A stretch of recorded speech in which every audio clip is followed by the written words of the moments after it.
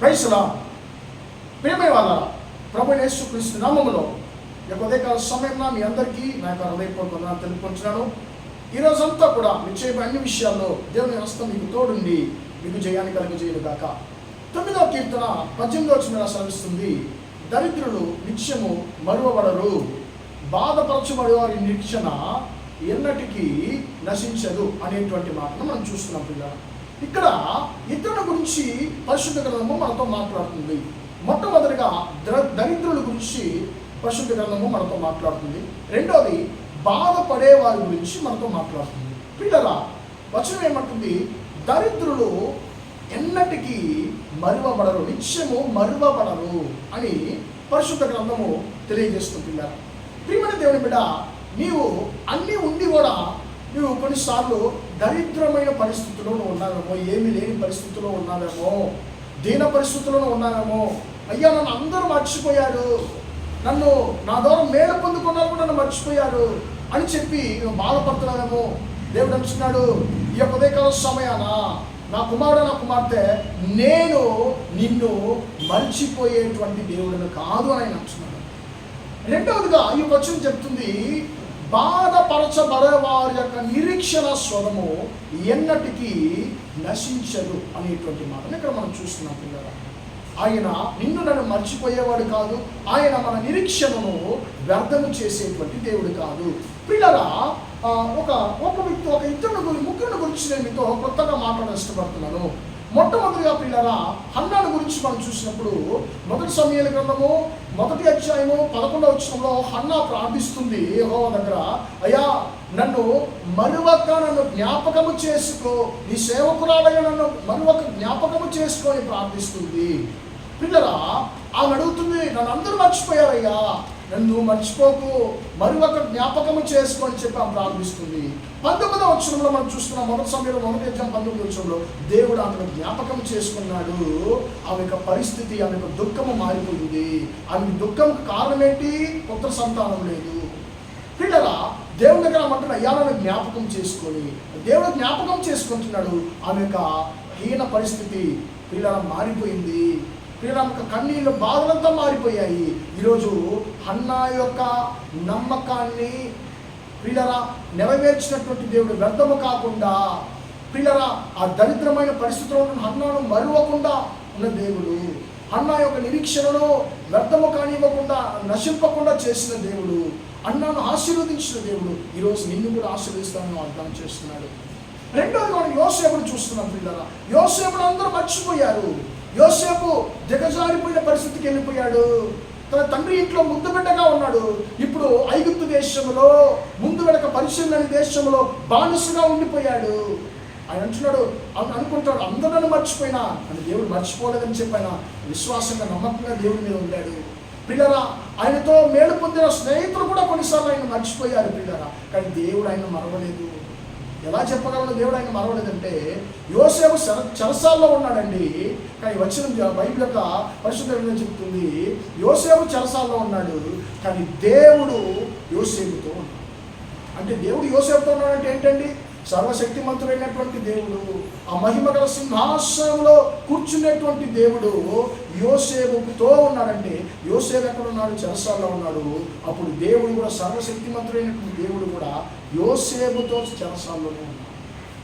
మర్చిపోలేదు, యోసేపు మర్చిపోలేదు. దేవుడు అని ఉంటాడు, యోసేపు నేను అందరూ మర్చిపోయింటారు కానీ నేను నిన్ను మర్చిపోలేదు. ఇక చూడు, మహిమగల సింహాసనంలో ఉండాల్సిన నేను నీ కోసము నేను నీతో చెరసాల్లో ఉన్నాను, బాధపడద్దు, నేను మర్చిపోను అని చెప్పాను. ప్రియులారా నీ నమ్మకం ఏమాత్రము నశించదు. యోసేపు భయపడుతూ నేను నీ పరిస్థితులు మారుస్తానని చెప్పి దేవుడు అని ఉంటాడు. ప్రియులారా అలాగనే మరువబడిన యోసేపుని దేవుడు మరువలేదు. మరువని దేవుడు ఆయన యొక్క పరిస్థితిని మార్చాడు. ఆయన నిరీక్షణ వ్యర్థము కాలేదు. దేవుడు ఖచ్చితంగా ఆయన యొక్క పరిస్థితిని మారుస్తాడని చెప్పి ఆయన దేవుని నిరీక్షణ ఉంచాడు. ఆ ప్రకారమే దేవుడు ఏ దేశంలో ఆయన బానిసగా ఉన్నాడు, ఏ దేశంలో ఆయన నిందించబడ్డారో, నింద మోపబడ్డారో ఆ దేశానికి అధిపతిగా దేవుడు హెచ్చించాడు. యోసేపును మరువక యోసేపు యొక్క పరిస్థితిని జ్ఞాపకము చేసుకున్న దేవుడు ఈరోజు నిన్ను చూసి అంటున్నాడు, నేను నిన్ను మరువను అని అంటున్నాడు. నీ యొక్క నిరీక్షణ ఏ మాత్రం వ్యర్థము కాదు, నశింపదని దేవుడు అంటున్నాడు. మూడవదిగా ప్రియులారా ఇశ్రాయేలుని మనం చూస్తున్నాము. యోసేపు ఆయన అధిపతిగా హెచ్చించబడుతున్నాడు. హెచ్చించబడిన తర్వాత ఆయన చాలా రోజులు క్షేమంగా ఉంటున్నాడు. ఆయన చనిపోయేటువంటి వృద్ధాప్యంలో, ఆయన చనిపోయేటువంటి సమయంలో ఆయన యొక్క బిడ్డలైన ఇశ్రాయేలుతో, తన సహోదరుని ఇశ్రాయేలుతో అంటున్నాడు, అయ్యా నేను చనిపోబోతున్నాను, నన్ను కొంతకాలం మీరు ఇక్కడ పాతి పెడతారు, కానీ ఖచ్చితంగా దేవుడు ఒకరోజు మిమ్మల్ని దర్శిస్తాడు, దర్శించి మన పితరులకు ఆయన వాగ్దానం చేసిన కనాను దేశానికి తీసుకెళ్తాడు. అప్పుడు మర్చిపోకుండా మీరు నా సమాధి నుండి నా ఎముకలను మీరు ఆ కనాను దేశానికి తీసుకెళ్ళండి అని చెప్పి చనిపోతున్నాడు.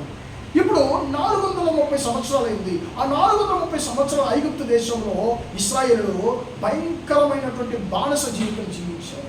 వారి జీవితం వారికి చేదైంది, ఎన్నో శ్రమలు పడ్డారు. అప్పుడు వాళ్ళందరూ కూడా అనుకుని ఉంటారు, అయ్యో దేవుడు మనం మర్చిపోయాడు, అయ్యా మీ వాగ్దానాలు ఏమయ్యాయి యెహోవా, మా పితరులకు ఇచ్చిన వాగ్దానాలు ఏమయ్యాయని చెప్పి నువ్వు కూడా మనం మర్చిపోయావని చెప్పి వారు బాధపడుతున్నప్పుడు యోసేపు యొక్క సమాధిని వాళ్ళు చూసినప్పుడు ఆ సమాధి ద్వారా దేవుడు మాట్లాడుతున్నాడు. యోసేపుని అందరూ మర్చిపోయారు, నేను మర్చిపోలేదు కదా. యోసేపు యొక్క నిరీక్షణను నేను ఏమాత్రం అర్థం కానివ్వలేదు కదా. యోసేపును మర్చిపోకుండా ఆశీర్వదించిన దేవుడు, యోసేపు యొక్క నిరీక్షణ వ్యర్థము కాకుండా ఆ నిరీక్షణ ప్రకారం యోసేపుని ఆశీర్వదించిన దేవుడు ఖచ్చితంగా మనల్ని కూడా ఆశీర్వదిస్తాడు అని చెప్పి యోసేపు యొక్క సమాధిని చూసినప్పుడంతా వారికి విశ్వాసం దృఢపడింది. ఆ ప్రకారమే ప్రియులారా 430 సంవత్సరాల తర్వాత ఎన్నో బాధలు పడినా కూడా ప్రియులారా దేవుడు వారిని మరువక, వారి నిరీక్షణ వ్యర్థము కాకుండా వారిని విడిపించాడు.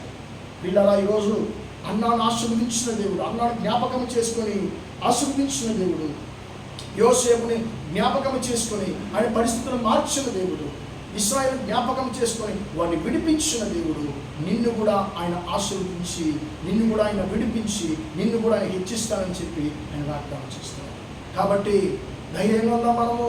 ఆయన అంటున్నాడు, నువ్వు దరిద్రుడిగా ఉన్నావు, నువ్వు ఏమాత్రం నశించిపోవు, నీ నిరీక్షణ ఎప్పుడు కూడా అది వ్యర్థము కాదు, నేను నిన్ను మరువను, నీ నిరీక్షణ ఏమాత్రం నశించదు, ధైర్యంగా ఉండని చెప్పి దేవుడు మనతో మాట్లాడు. ప్రార్థన చేద్దామా?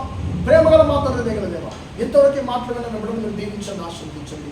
దరిద్రులు నిత్యము వారు మరువబడరు, వారి యొక్క నిరీక్షణ బాధపరచబడరు, నిరీక్షణ అది ఎన్నటికీ అది వ్యర్థము కాదు, నశించదని చెప్పి వాగ్దానం చేస్తున్న దేవుడు. తండ్రి మీ బిడ్డలు తండ్రి మరవబడిన పరిస్థితుల్లో ఉన్నారేమో తండ్రి, యేసయ్య వారికి నిరీక్షణ నశించిపోతుందేమో అని జ్ఞాపకం చేసుకోండి, వారిని దీవించండి. ఈ రోజంతా కూడా మా సహోదరులు చేసే అన్ని విషయాల్లో మీ హస్తము తోడి వారికి జయాన్ని కలుగజేయమని యేసు నామములో ప్రార్థిస్తున్నాను తండ్రి.